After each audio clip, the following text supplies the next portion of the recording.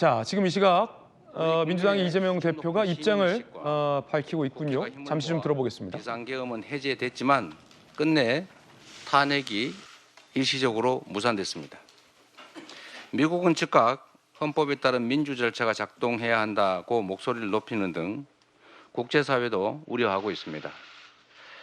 뉴욕타임즈 같은 외신들도 입을 모아 한국 정치 격변이 연장됐다고 우려합니다. 정치적 불확실성이 국가 신용 등급에 미치는 부정적 폐해가 매우 큽니다. 현재 우리 외환시장, 주식시장은 계엄 선포 이후에 계속해서 큰 충격을 받고 있습니다. 지난주에도 3일 만에 큰 규모의 외국인 자금이 빠져나갔습니다. 지금 보시는 것처럼 원달러 환율이 지금 계속 상향하고 있습니다. 코스피, 코스닥 마찬가지입니다. 안타까운 것은 이런 현상이 우리 경제의 근본적인 문제 때문이 아니라 당략적이고 근시안적인 정치 행위 때문이라는 것입니다. 다행히 우리 경제의 펀더멘털은 튼튼합니다. 수준 높은 기술과 역량이 있기 때문입니다. 하루빨리 우리 경제에 대한 글로벌 시장의 신뢰를 회복해야 합니다. 지난주 수, 목, 금 3일간 주가지수가 폭락을 면하긴 했는데 그 주된 이유가 연기금에 엄청난 규모의 순매수가 있었기 때문인 것 같습니다. 연기금 같은 공공자금으로 계속 이런 식으로 주가를 떠받치는 게 한계가 있습니다. 외환시장 역시 마찬가지입니다. 환율 억제를 위해서 엄청난 자금이 투여되는 것으로 추측이 되는데 이런 식으로 언제까지 견딜 수 있을지 참으로 걱정입니다. 이로 인한 피해는 추후에 우리 대한민국 경제에 엄청난 부담으로 작용하고 그 비용은 결국 우리가 할부로 추후에 다 지급해야 합니다. 결국 국민들이 피해를 입는다는 것입니다. 오늘은 장이 시작된 월요일입니다. 이미 금융당국이 비상체제를 가동 중입니다. 무엇보다 시장의 불안을 최소화하고 네, 민주당 이재명 대표가 공개 최고위에서 이제 경제에 미칠 우려에 대해서 걱정을 했습니다. 그런데 또 하나의 논란이 지금 더해졌습니다. 경제에 대해서 우려한 이재명 대표, 야당에서 예산을 또 삭감하겠다라고 밝히자 한동훈 대표가 이 와중에 예산 갖고 국민을 또 협박한다라며 비판했습니다. 민주당의 일방적인 예산 삭감 단독 상정 예고는 윤 대통령이 밝혔던 계엄의 이유 중 하나였기도 합니다. 그런데 더 삭감하겠다라는 겁니다. 그래서 논란인데 내년도 정부 예산 기존 감액안 4조 1,000억에서 7천억을 또 추가로 깎겠다라는 겁니다. 저기에는 이 통일부의 북한 인권 관련 예산들도 삭감하겠다라고 돼 있어. 아니 탄핵과 북한 인권 관련된 통일부 예산이 도대체 무슨 상관이냐. 탄핵을 빌미로 민주당이 동의하지 않거나 보기 싫었던 예산들 다 깎는 거 아니냐라는 비판도 여당을 중심으로 제기되고 있습니다. 자, 야당 탄핵 없인 예산 없다. 한동훈 대표는 감행 예산으로 국민 협박하고 있다라며 반발하고 있습니다.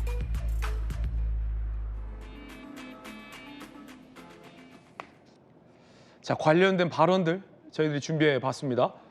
예산 없다. 들어보시죠. 야당에도 간곡히 부탁드립니다. 정부가 제출한 예산안과 그 부수 법안의 통과가 무엇보다 필요합니다.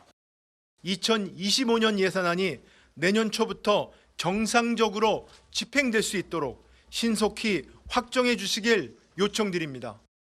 대통령 탄핵 없이 예산안 협의는 없습니다. 윤석열 대통령이 스스로 물러나던 탄핵을 통해 반헌법적 요소가 해결된 후 예산을 합의하는 것이 순서입니다. 약간 지연되고 있는데 10일까지는 처리하는 게 바람직할 것 같아요. 자, 7천억을 더 삭감하겠다라고 나서서 논란입니다. 오신환 의원님, 네. 어떻게 보십니까? 지금 뭐 민주당은 탄핵만이 지금의 사태를 해결할 수 있다라고 주장을 하지만 뭐 생각이 다양할 수는 있는 거 아니겠습니까? 그런 측면에서 저는 그 질서 있는 퇴진, 하야라고 하는 부분들이 엄연히 생각할 수 있는, 상정할 수 있는 그런 대안이다 이렇게 보여지기 때문에 지금 그렇다고 해서 민주당의 이재명 대표에게 지금 국정 운영의 권한이 넘어간 것도 아니잖아요. 그런 측면에서 보면 탄핵이라고 하는 것이 국민의힘의 8명 이상의 국회의원들이 동의를 해야 되는데 정치적 타협이나 그거에 대한 설득도 필요한 거예요. 물론 지금 굉장히 국민적인 어떤 여론의 압박들을 느낄 수밖에 없는 상황이긴 하지만 어쨌든 헌법기관인 개별의 국회의원들이 다 그거에 동의를 해야 되는 측면이 있어요. 그렇기 때문에 민주당도 저런 식으로만의 그런 그냥 예산을 무조건 삭감하거나 압박한다고 해서 해결될 수 있는 부분들은 아닙니다. 책임 있는 지도자라면 지금의 어떤 국정 혼란의 상황들을 어떻게 안정적으로 가져갈 것인지, 그리고 경제에 대해서 저렇게 이재명 대표가 우려를 표명하고 있다면 그것을 어떻게 해결할 거지, 그리고 국민들의 혼란 상황들을 어떻게 안정적으로 만들어 나갈 건지에 대한 어떻게 보면은 가장 최선의 방법이 무엇일까를 고민해야 되는 시점이 아닌가, 저는 그렇게 보여집니다. 예. 예, 특히나 이제 민주당이 애초에 삭감하겠다라는 예산, 그리고 추가 삭감하겠다는 예산에는 사실은 탄핵과 무관한 정부의 예산도 상당히 많습니다. 예를 들어 뭐 통일부의 어떤 북한 인권과 관련된 예산들도 이번에 또 줄줄이 삭감하겠다고 나섰고, 사실 굉장히 아이러니한 상황이에요. 대통령이 뭐 계엄이라는 이 초유의 방법을 선택하면서 내걸었던 이유 중에 하나가 민주당의 이 일방적인 초유의 단독 삭감 예산안 통과 강행 움직임 아니었습니까? 어떻게 보십니까? 예, 지금 이 국가적인 불행한 사태를 맞이해가지고 여나 야나 이거를 어떠한 형태로든 정치적인 목적으로 이용한다는 그 인식을 국민들이 받는 순간 그 당에 대한 지지도는 떨어지게 되어 있습니다. 우리 국민들의 인식이 그렇게 낮지 않아요. 근데 갑자기 지금 이미 그 몇 조씩이나 깎아놓은 예산을 저렇게 또 탄핵을 압박하면서 깎는다는 거는 이건 예산을 탄핵이라는 정치적인 목적을 위해서 정치적으로 활용한다는 그 인식을 우리 국민들에게 줄 거 아닙니까? 그런 저런 행위에 대해서 얼마나 많은 국민들이 동의할까요? 응? 지금 다음번에 어떤 뭐 정부가 들어서든 이 예산을 가지고 이제 내년에는 움직여야 될 텐데 책임 있는 공당이라면 응?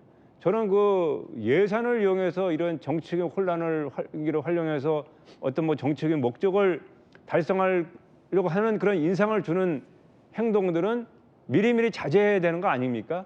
그 배남의 밭에 가서는 가끔도 고쳐 쓰지 않는다는 게 우리 선배들의 그 자세인데, 여나 야나 그 서로에게 국민들에게 우려를 주고 국민들에게 의심을 살 만한 이런 일들은 하면은 안 되고 국가적으로 좀 더 안정적으로 갈 수 있는 데에 지혜를 모아야 되고요. 사실 그 인사 문제도 나왔지만 지금 국방장관이 공석이고 국방장관이 지명된 상태인데 이제 국회에서 그 청문회를 할 텐데, 그러면 그 야당은 그 국방장관에 대해서 어떻게 할 겁니까? 예? 국방장관 승인을 할 건가요? 안 할 건가요?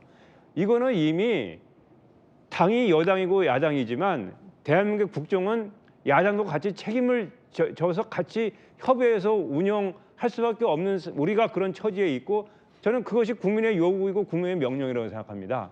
좀 더 그 책임 있는 자세를 좀 보여주셔야 된다고 생각합니다. 예, 자 박선민 전 최고위원님. 근데 이게 지금 보면 이 통일부에서 뭐 편성했던 예산들 중에 불필요한 부분들을 찾아내서 삭감했다라는 게 당의 입장이고요. 그렇군요. 그러니까 보면 이미 진즉에 이 통일부 예산 편성에 대한 좀 지적이 있었습니다. 예를 들면 이 통일부의 목적 중에는 분명히 이 남북 관계를 통한 어떤 평화적인 국가를 이뤄야 된다라는 그런 의무들이 분명히 있지 않습니까? 근데 보면 전체적으로 이 북한 인권 부분을 굉장히 강조했다라고 해요. 근데 북한 인권 문제를 강조한다 치더라도 북한 인권 문제를 위해서 무엇을 하겠다라는 어떤 구체적인 예산보다는 이 북한 인권을 내세운 행사비 또는 뭐 기념사업비 이런 것들이 굉장히 많기 때문에 사실상 인권 개선을 위해서 이 통일부가 무엇을 하겠다라기보다는 보여주기식 행사 또는 나눠주기식 예산이다, 이런 지적이 있었던 겁니다.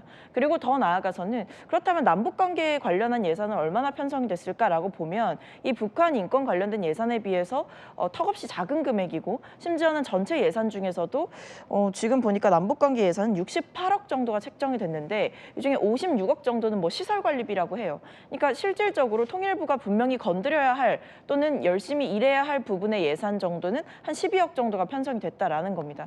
그렇기 때문에 이 통일부의 예산 중에서 불필요한 부분이 있다면 당연히 삭감되는 것이 맞다. 그리고 이 예산 삭감분에서 뭐 통일부 건뿐만 아니라 이제 뭐 대통령 비서실의 임금 삭감이라든지 아니면 이제 뭐 경호 인력 관련한 뭐 축소라든지 이런 것들이 전반적으로 다 포함되어 있기 때문에 필요하다면 협상을 하고 대화를 해야겠죠. 근데 어쨌든 지금 민주당의 입장은 분명하게 이 대통령의 탄핵을 진행을 하고 나서 협상에 임하겠다. 이런 부분들을 얘기하고 있는 겁니다. 예, 뉴스 속보입니다. 민주당이 내란 특검법을 발의했습니다. 내일 본회의에서 처리한다라는 방침이고요. 김 여사 특검법을 네 번째로 또 발의했다라는 뉴스 속보도 전해드리겠습니다. 자, 이 탄핵 무산 이후 여러 가지 의문점들과 궁금증 이 세 가지로 저희들이 한번 정리를 해봤습니다. 자, 그 가운데 이 대통령에 대한 수사, 이번에 수사 상황도 한번 짚어보겠습니다. 들어보시죠. 지난 12월 6일 검찰은 검사 20명, 수사관 30명으로 특별수사본부를 구성하였고 어제 군 검사 등 12명을 추가로 파견받아 군 검찰과 합동수사를 진행하고 있습니다. 지휘 고하를 막론하고 오로지 법과 원칙에 따라 엄정하게 수사를 진행하고 있으므로 국민 여러분께서는 믿고 지켜봐 주시기 바랍니다.